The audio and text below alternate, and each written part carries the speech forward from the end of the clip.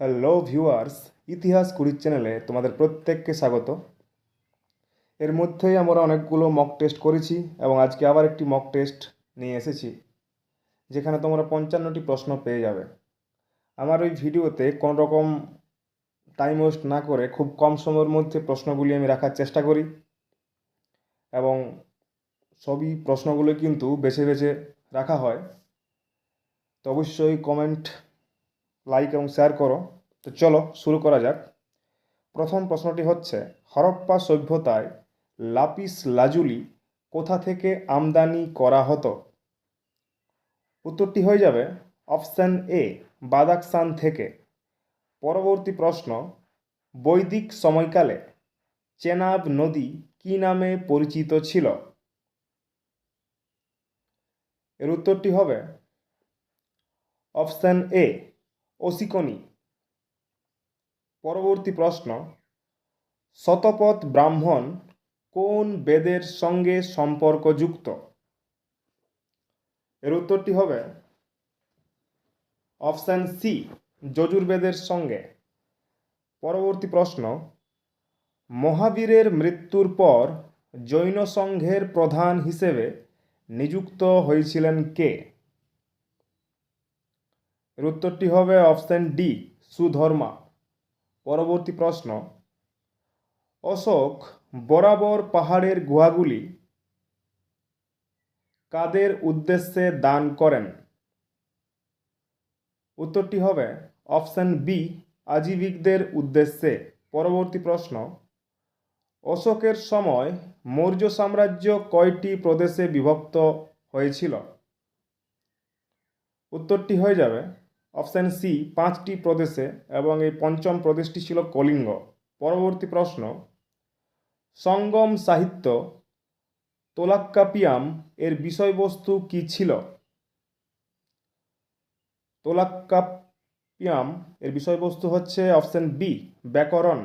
পরবর্তী প্রশ্ন, গুপ্ত বংশের কোন শাসক প্রথম মহারাজাধিরাজ উপাধি গ্রহণ করেছিলেন?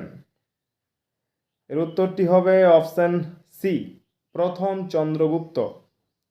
পরবর্তী প্রশ্ন, বৃহৎ সংহিতা গ্রন্থটি কার লেখা? বৃহৎ সংহিতা এই গ্রন্থটির লেখক হলেন বরাহমিহির, অপশান বি।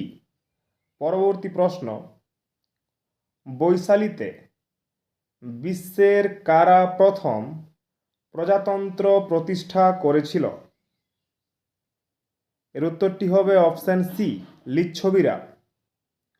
পরবর্তী প্রশ্ন, ইকতা প্রথা রদ করেন কে?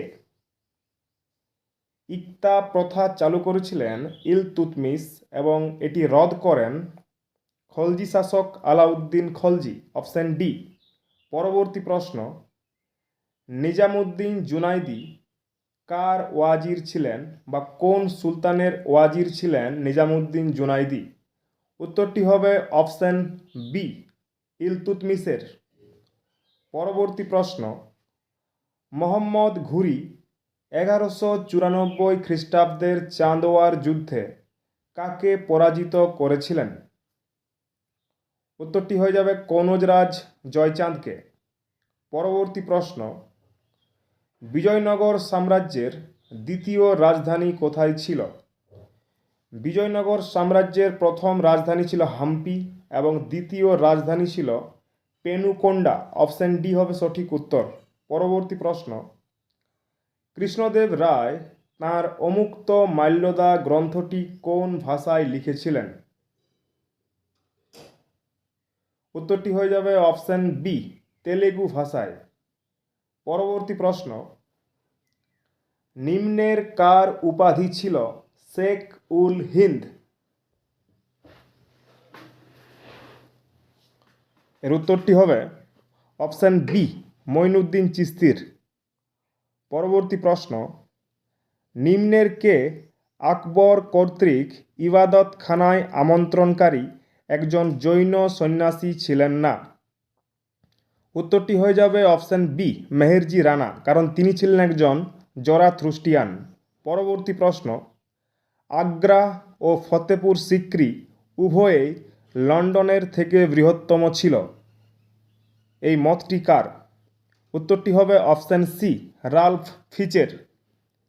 পরবর্তী প্রশ্ন, মারাঠা গোলন্দাজ বাহিনীর নেতৃত্বে কে ছিলেন? মারাঠা গোলন্দাজ বাহিনীর নেতৃত্বে কে ছিলেন? উত্তরটি হবে অপশান সি, ইব্রাহিম খান গর্দি। পরবর্তী প্রশ্ন, 1665 খ্রিস্টাব্দে শিবাজি কোন মুঘল সেনাপতির সঙ্গে পুরন্দরের সন্ধি স্বাক্ষর করেন? উত্তরটি হবে অপশান ডি, জয়সিংহের সঙ্গে।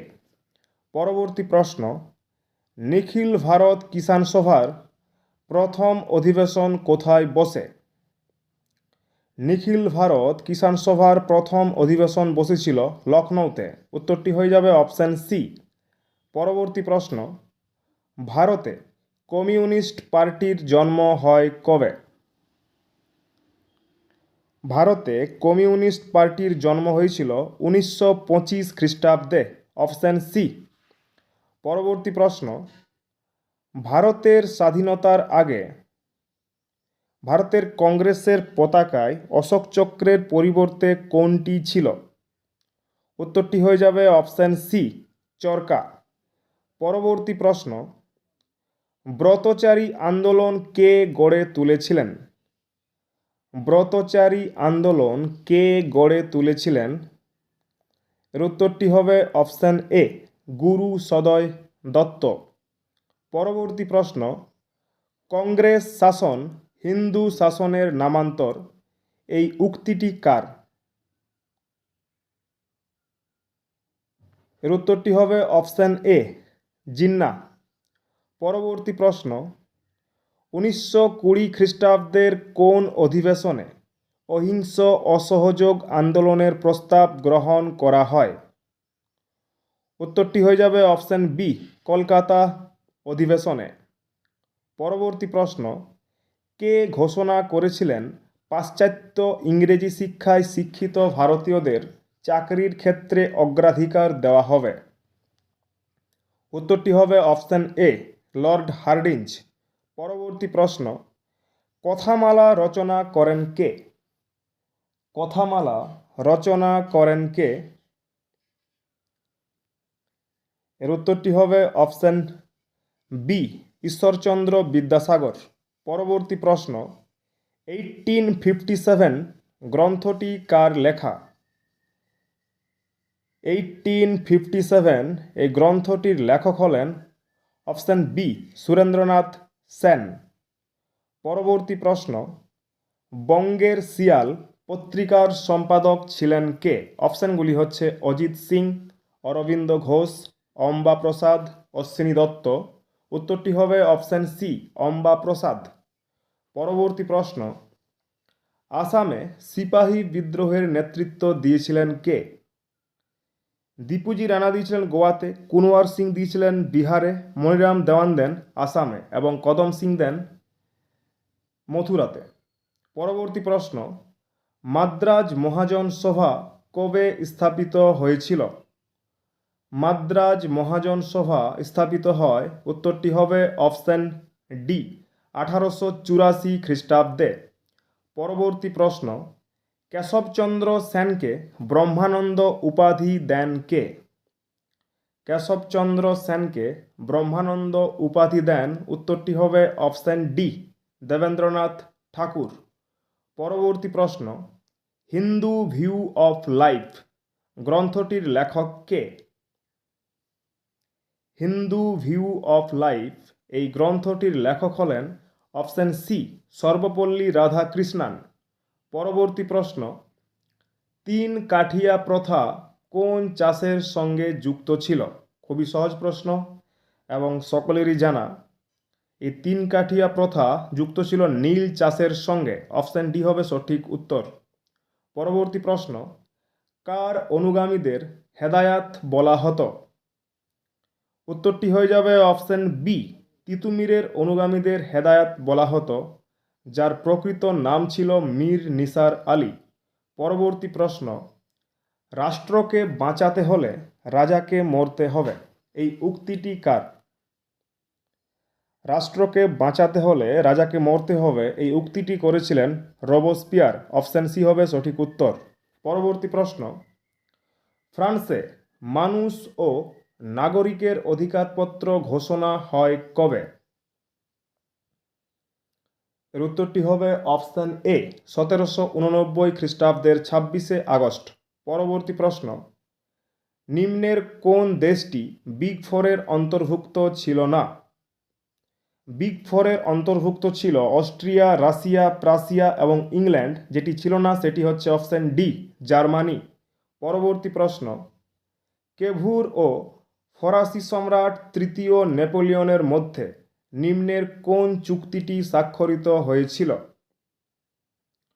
উত্তরটি হবে অপশন এ, প্লম বিয়ার্সের চুক্তি। পরবর্তী প্রশ্ন, মুক্তদার নীতি ঘোষণা করেন কে? মুক্তদার নীতি ঘোষণা করেন কে? এর উত্তরটি হবে অপশন বি, জন হে। কে ইলদুচে বা একনায়ক উপাধি ধারণ করেন? অপশনগুলি হচ্ছে হিটলার, মুসোলিনি, দ্বিতীয় নিকোলাস, আবদাল নাসের। উত্তরটি হবে অপশন বি, মুসোলিনি। পরবর্তী প্রশ্ন, হিটলার তার আত্মজীবনী মেইন ক্যাম্প বা আমার সংগ্রাম প্রকাশিত করেন কবে? উত্তরটি হবে অপশন সি, 1925 খ্রিস্টাব্দে। পরবর্তী প্রশ্ন, দ্বিতীয় বিশ্বযুদ্ধ হল হিটলারের যুদ্ধ। শেষ পর্যন্ত তিনিই পরাজিত হয়েছিলেন, কে বলেছেন? উত্তরটি হবে অপশন বি, ই এল এডওয়ার্ড। পরবর্তী প্রশ্ন, মার্কিন সেনেট ল্যান্ড লিজ আইন পাস করে কবে? উত্তরটি হবে অপশন বি, 1941 খ্রিস্টাব্দের মার্চ মাসে।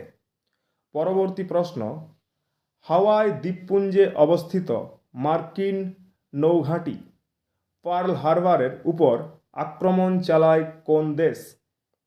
উত্তরটি হবে অপশন বি, জাপান। পরবর্তী প্রশ্ন, জাতিসংঘের জনক কাকে বলা হয়? জাতিসংঘের জনক বলা হয় উড্রো উইলসনকে। উত্তরটি হয়ে যাবে অপশন এ। পরবর্তী প্রশ্ন,